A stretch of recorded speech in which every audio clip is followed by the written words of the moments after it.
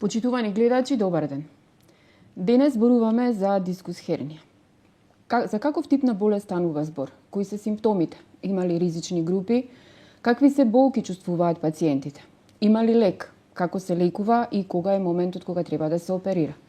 За сите овие теми утрово разговараме со доктор Миленко Костов, специјалист по неврохирургија од приватната болница Џибадем Систина. Докторе, добар ден. Ви благодарам што ја прифативте поканата од Слободен печат. Добар ден и добро ве најдов. Напомнав дел за она за што ќе зборуваме утрово, значи дискус хернијата е тема која што е се позастапена и ја нарекуваат седечка болест. Поради што се појавува, кои се симптомите и кои се ризичните групи? Па да, за жал, со модерниот начин на живење, оваа состојба станува се повеќе и повеќе актуелна.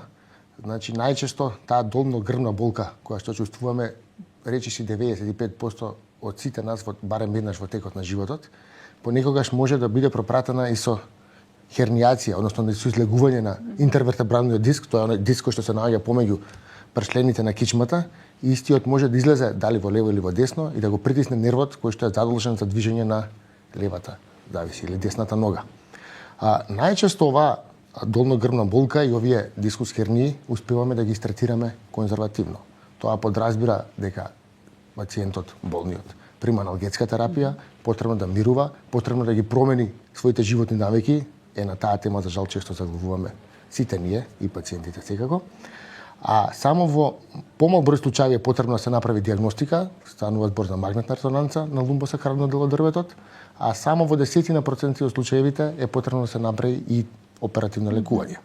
Индикации за оперативно лекување се упорна болка која не поминува и покрај целиот овој третман за кој што зборувавме, а трае над 6 до 8 недели, потоа нагло паѓање на стопалото, односно неможност да се застане на прсти или на петица со ногата која што е засегната, или отежната контрола и функционирање на сфинктерите, тоест нагонот за голема и мала нужда. Во тој случај треба да се оваа работа оперира и да се лекувањето се започнува со операција, што значи се отстранува дискус хернијата, се слободува нервот кој што таа го притиска, а потоа пациентот после неколку дневно лежење во болница започнува со физикална терапија која што всушност е вистинскиот лек за состојбата. Но да не заборавиме дека само вака мултидисциплинарно оваа болест кога треба да се оперира може да се излекува. Дали секоја болка во кичмениот столб значи дека нели во долните пршлени значи дека станува збор за некаква хернијална болка? Најчесто не. Најчесто се работи за истегнување на мускулите, на тетивите, на лигаментите, таа е таа долно-грбна болка, лумбаго. Ишиалгична болка е доколку се шири низ ногата. Меѓутоа најголем број случаеви се бенигни, што значи дека болката би поминала со промена на начинот на живење, со примање на аналгетска терапија или со некаква физикална терапија. Околу аналгетската терапија тоа сакав да обрнеме внимание дека има промени во начинот на лекување. Ако досега пиевме нели аналгетик само кога не боли нешто, сега има некој нов третман. Има, предлогот е всушност да не се како се напиеме аналгетик кога ќе не боли, меѓутоа тоа да не биде единствениот пат кога ќе се напиеме. Би требало тие аналгетици, нестерилни антиинфламаторни лекови, без дали разлика да се бруфени, налгесини, кои да е од нив, да се пијат во континуитет неколку дена, по неколку пати дневно. Нешто налик како што примаме антибиотик. Например, 2 пати дневно или 3 пати 7 до 10 дена. Ете како што би одел антибиотската терапија, сега се препорачува да се даваат и аналгетиците, што е битно да се спири воспалението, а не само болката, со што би го добиле добар временски период во кој што оваа болка не би требала да се повтори. Има ли ризична група во која возраст, да кажеме, се појавува најчесто и дали мажите или жените се зборувам поголем број кои што заболуваат од дискус хернија? Па што се однесува до дистрибуцијата по пол, би рекол дека тоа е подеднакво, пола-пола. Што се однесува до старосните групи, пациентите порано беа во своите 40 и 50 години најмногу загрозени. Меѓутоа морам да кажам дека искуството од последните 10 години покажува дека границата значајно се намалува, односно се повеќе помлади пациенти имаат потреба од оперативно лекување на дискус хернија. Има два различни моменти кои што треба се одвојат тука.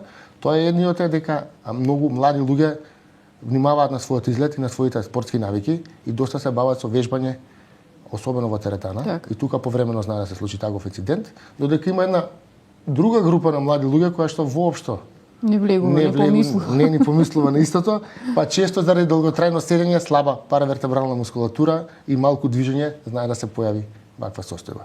Овие вториве се почести од овие први. Овие што седат. Овие така е.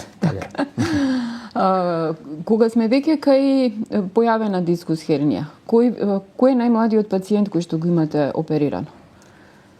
Сме имале пациент кој што е крај на средна школа, значи матурант.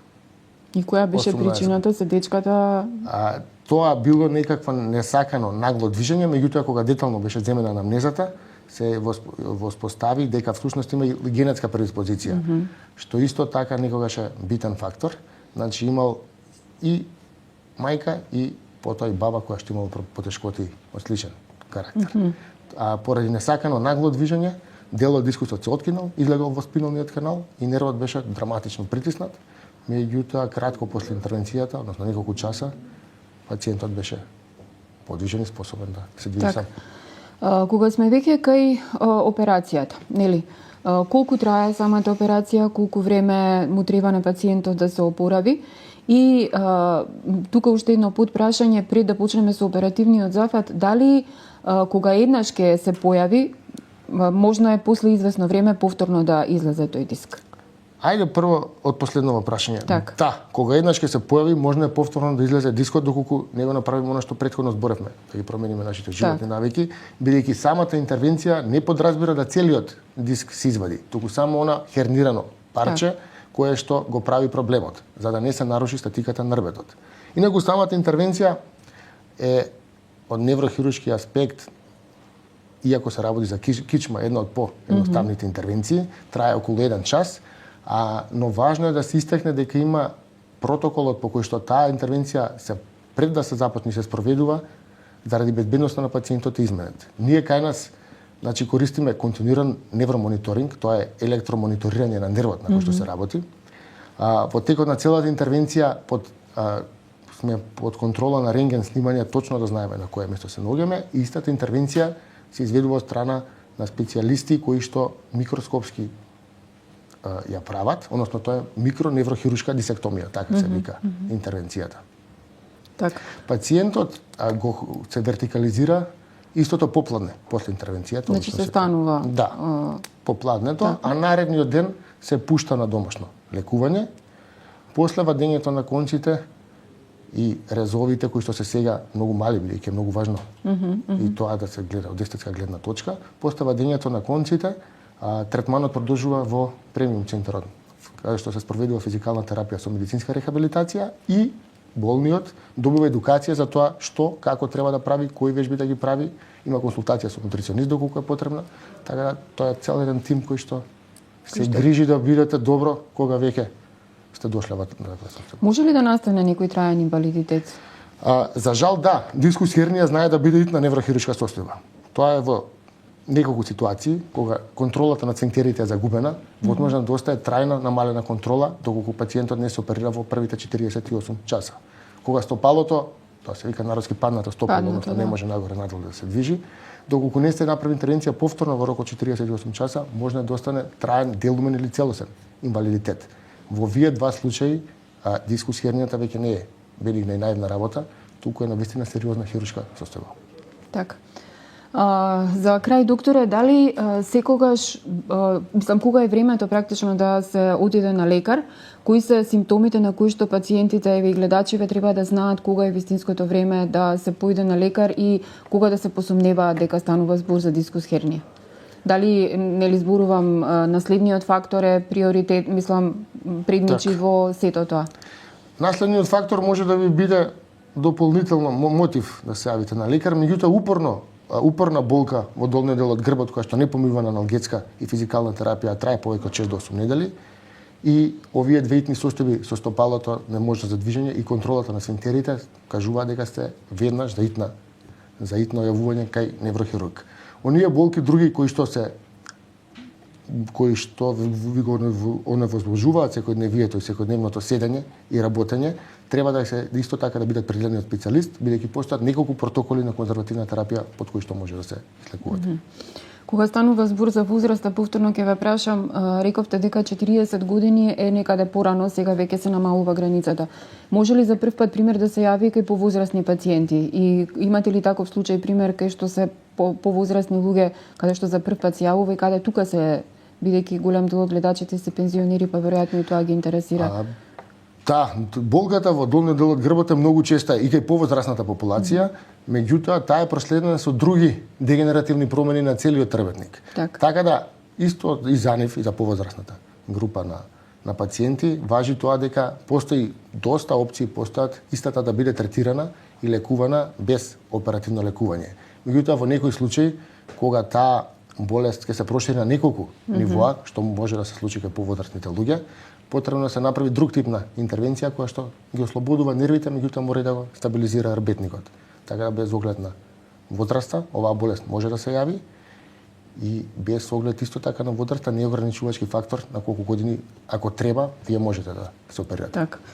Неколку пати спомнавме дека мора да се променат навиките на живот, начинот на функционирање. Еве еден совет до гледачите што треба да сменат кај себе. Па еве и знаете како скандинавската школа дава едно многу едноставна превенција за успорување на дегенерација на рбетникот.